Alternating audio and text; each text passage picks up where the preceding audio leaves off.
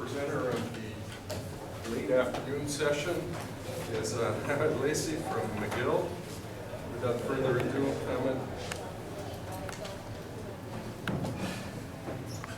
Hello, good afternoon, everyone. I hope you're not really tired in the afternoon, so I'm just going to be very quick with my slides. My topic of research is river cyclic loading, response of existing shear walls, slender shear walls actually. I'll have some experiments and some very basic modeling issues to be presented today. So for the agenda, we'll first have a quick review on the problem and then the objectives, and then the experiments which include testing as-built shear walls, really deficient shear walls, and then we are going to improve it with CFRP, which is the retrofit case, and then we will make a reinforced concrete jacket making our repair. And then we have modeling, which will try to capture failure modes reliable enough, and finally conclusion. So what's the problem? In terms of new structures, new shear wall structures, we have our modern design principles, so we don't really have too much trouble in designing new shear walls, but in terms of deficient shear walls that are already existing in our buildings, especially in North America, we have non-seismic design and detailings, and this makes the risk of failure in moderate to severe earthquake. In this category, we have to make some improvements to our shear wall with different retrofit and repair techniques available. And here, shear walls, the good, the bad. The bad shear walls on the right, you see we have problems regarding lattice slices located in critical potential plastic hinging region at the base of the shear walls. We have lack of confinement in the boundary element, and we have usually inadequate shear reinforcement. The shear reinforcement is poorly anchored in boundary elements and also provides little or sometimes no confining effect at the boundaries. Our objectives are reverse cyclic responses of as-built shear walls. This will give us how these poorly detailed and designed shear walls of 1960s really behave, what are their main failure modes. Then we are going to propose a CFRP retrofit and a steel fiber reinforced SCC concrete jacket as a repair technique, and then we are showing a few slides on mathematical modeling. This is the test setup that we have used testing in Metal University. As you see, we have tested the walls in horizontal direction with load being applied at the tip of the walls. And in terms of aspect ratio, it's like 2.7, which can be considered mainly affected in flexure rather than shear. This is the foundation block, which is anchored to the stone floor, making a rigid foundation. Basic material properties are 460 megapascal steel, and concrete does have average flexural strength of 30 megapascal. The cross-sectional detail of as-built walls, we have two pair of walls different with each other in terms of amount of reinforcement at boundary elements. W1 only has two number 20s at boundary elements, and W2 has four placed in two layers, as you see. The transverse reinforcement does not provide any significant confinement in the boundary elements. The vertical distributed reinforcement has low amount of 0.015% of the cross-section area, and this is the plan of distribution of longitudinal and vertical and transverse reinforcement. The transverse reinforcement are consisted of number 10 placed every 250 millimeter. You see the lattice slice region. Here we have 30 bar diameter for number 20s, which are the main flexural steel, and 350 millimeter for number 10 bars as distributed vertical reinforcement. For our retrofitted case, they have used the minimum intervention technique. It's only a single layer FRP sheet wrapped full around the shear walls. They have 300 millimeter overlap on one side of the wall, and for preparation, the corners of the cross sections have been rounded to 20 millimeters in order to avoid stress concentration. And the surface of the concrete has been roughened to make a perfect bond between concrete and CFRP. And here is the layout of the CFRP. The potential plastic hinging region, considered as 1 point time of the length of the wall, has been fully wrapped with CFRP, and the rest of the wall has been shear strengthened with CFRP strips, each 100 millimeter width, placed every 250 millimeter. In our repair specimens, we have increased the cross section of the wall, so we have increased the stiffness, we have increased the strength, we have put new reinforcement which are anchored to the foundation block.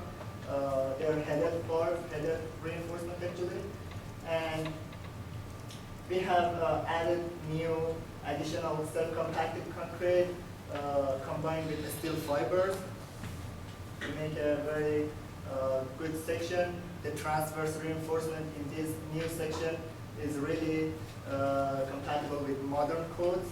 So basically we have shifted our critical section from the base of the wall to the space beyond the concrete jacket. This is the layout of the repair technique. So basically we have the concrete jacket at the base of the wall. We have the rest CFRP retrofitted, which is our new potential plastic hinging region, and then we have again distributed CFRP strips. Loading has been applied at the tip of the wall. Up to general yielding, we have used load control, and after general yielding, we have used displacement control, increasing every 0.5 times of the yield deflation. And the responses of the walls, W1 and W2, as you see, these walls have brittle failures of lattice splices as soon as the reinforcement strain reaches a certain level, which is in our case about like 2000 meter strain. We have sudden failure of the lattice splice. This is similar in both of the specimens, W1 and W2, both of them suffer the same issue. Here we have premature tensile failure of lattice slices and totally no energy dissipation. Here is the final condition of shear walls. You see the failure of the lattice splices in the pictures, the lattice splice at top, bottom, and here are the close-up of the failure. In terms of the strain, you see these are the double bars coming out from the foundation, and then we have the main flexural bars. In terms of the strains, you see, for example, in W2, strains are far below the yield. Here we have, on one side of the wall, we hit the yield, but it's the same point that we have the failure, so it's not really serious yielding. When we retrofit with CFRP only, we get a better response actually. We don't have the sudden lattice splice failure, we have a more gradual one. We have some yielding, and we can get a ductility, displacement ductility of around 2 for both of the specimens. As you see at the very last cycles, we see degradation of bond at the base of the wall, so the capacity tends to drop. Here, the same plot pictures for retrofitted walls. You see the lattice splices. When we uncover, we see the same kind of lattice splice failure finish. Although we have the lattice splice failure, but it's more gradual and more delayed, so we can get some ductility. In terms of the strains, for W2, WRT2, we see strains much higher than yield, so we had a very good yielding at the base of the wall. And for WRT1 as well, so we have improved performance of lattice slices, and brittle failure is changed to a gradual one. For WRP1 and WRP2, we see much improved response. We see a very ductile response of the walls, both WRP1, WRP2. These are actually repaired specimens, so W1 and W2 are repaired after testing. The new jacket has been added, and this is the response that we get. We get the displacement activity of 3.3 for WRP1 and 2.8 for WRP2. And here we have considerable amount of energy dissipated. This is just showing how plastic hinge rotates beyond the jacket. So you can see in the negative cycle and positive cycle the rotation of plastic hinging for a single specimen. And this is a close-up of failure at the location of critical section right now, which is here right beyond the jacket. We have huge yielding there. We see rupture of fiber, crushing of concrete, and at the very end, bottling of bars, although it wasn't really the critical failure mode here. And in terms of energy dissipation, I haven't included W1 and W2 because they actually didn't dissipate any energy, so it's just the retrofitted ones, which are the black curves, and WRP1s and WRP2, which are the repaired case. And you see considerable amount of energy dissipated in the repaired sections. Modeling. What to model? So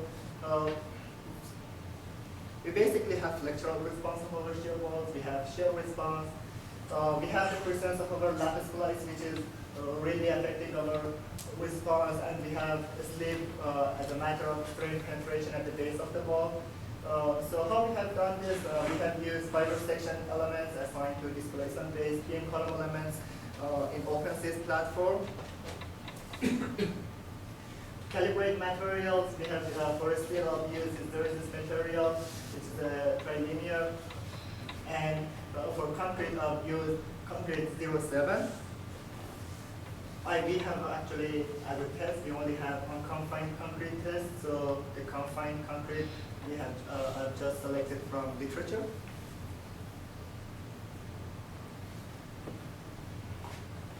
For model assumptions, we have fiber sections, we have the type of element that we choose, and springs to model specific issues. I've used fiber sections. You should really take care of the number of fibers used in each section, and also number of elements when it's discretized to sub-elements, because they really affect the response, especially using the number of elements using displacement-based elements. For shear and slip, I have used translational springs and rotational springs, which I will show you in next slides. Here for shear, I've used the NIST document recommendations. Actually, for shear, there is a shear flexure interaction element implemented in OpenSys, work by Masone and Professor Wallace at UCLA. However, this model really works only in monotonic loading. So for reverse cyclic loading, we should think of other issues. So I've also used uncoupled models, which there I have used bilinear shear springs to model shear. They are uncoupled, and they just give affect the global displacement of the wall. For slip, there are several issues regarding the slip. We can use just linear rotational spring at the base of the wall, or we can use kind of nonlinear rotational spring proposed by Zhao et al., which is also implemented in OpenSys, which can capture the slip. And here you see a very basic monotonic curve produced just to show you the effect of slip and the response that we can get. The red one is the flexure only with no no slip included, and the blue one has considered slip into. For my reverse cyclic loadings also, I've used the nonlinear rotational spring by Joe, so it includes the slip.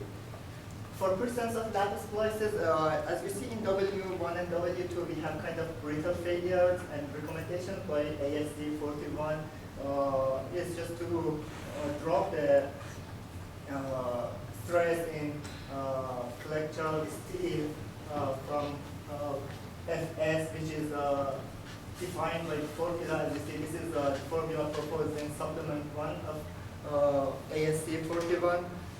And for calculating the development length, we have used ACI 2008. We have neglected the effect of confinement provided by transverse reinforcement, so we basically consider that there is no confining effect. And here you see the formula tends to give us like a 92% of Fy, while in for specimens like W1 and W2, in W1 we have reached 85%, in W2 it's 0.8. The formula is actually provided for columns, so maybe different from the responses that we get for shear loads. Here is the models that very basic models that are used for modeling my shear walls. Here I have only tried to capture the pre-failure of the shear wall W1, W2 because the lap splice failure is kind of really difficult with getting it with open seas. So my model is valid up to Fs. So basically after Fs, we assume that the shear load carries no more lateral load. However, it's able to carry axial load. For WRT1 and WRT2, we find kind of reasonable agreement between the test and models. We see the model can predict the pinch behavior of the wall, can get the strength and the stiffness quite accurately. And in terms of engineering terms, I think it's a fine model. And for more ductile walls, we can be more confident. It's easier to get these models done with open seas. The stiffness is quite fine. In the elastic region, maybe there is some variation between model and between test and analysis, but in ductility gets higher. It's better in agreement. In conclusion, for experimental part, for existing shear walls, we have premature and virtual failure of lap splice tension. We have absolutely no ductility and no energy dissipation. CFRP wrap increase the shear strength of the wall, provides confinement over lap splice zone, and this leads to a displacement ductility of 2, and also a more gradual failure of bond in lap splice. In our repaired case with FRSCC jacket, we have increased the shear strength of the wall. We have shifted the critical section above lap splice zone. Displacement ductilities of 2.8 and 3.5, around 3.5, it's 3.3, have been achieved. Significant amount of energy have been dissipated. For models, in my opinion, the models are the coupled model, which is developed in UCLA, is just good for monotonic loading. The uncoupled model, which gets the reverse cyclic model and the shear failure and the slip, is quite reasonable for modeling these walls. Also, I have tried this to model walls previously tested by Patterson at McGill University, and the models show very good agreement, the same models with the same calibration. So I guess the models are quite reliable in terms of shear and slip. The presence of lap splice, this is quite a difficult part for modeling within open seas. Maybe we should get it as indirect methods for getting it into account. For for a slip, I've learned that linear and nonlinear rotational springs, both of them are quite accurate to model the slip issue for us.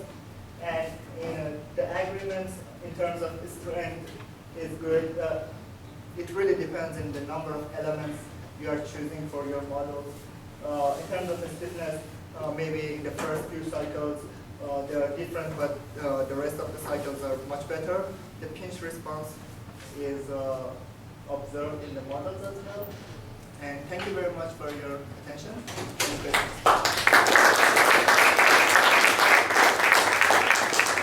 Maybe we have time for one question for Hamid.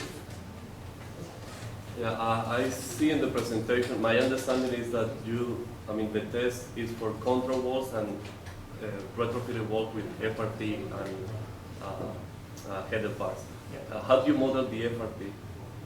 I actually do not model FRP directly. I consider that FRP has effect on the concrete in the boundary elements, so it changed the brittle and unconfined concrete into a confined concrete model.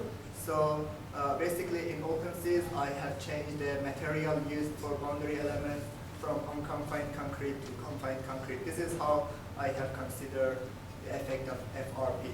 Basically using it is very difficult modeling FRP layer with OpenSys. It's not a finite element problem in that. Thank you. Yep. Have you used the one screens for the model of the sleep, or you have used, for example, several screens for any reinforcements that you have across the cross section? No, I have only used one for the total section.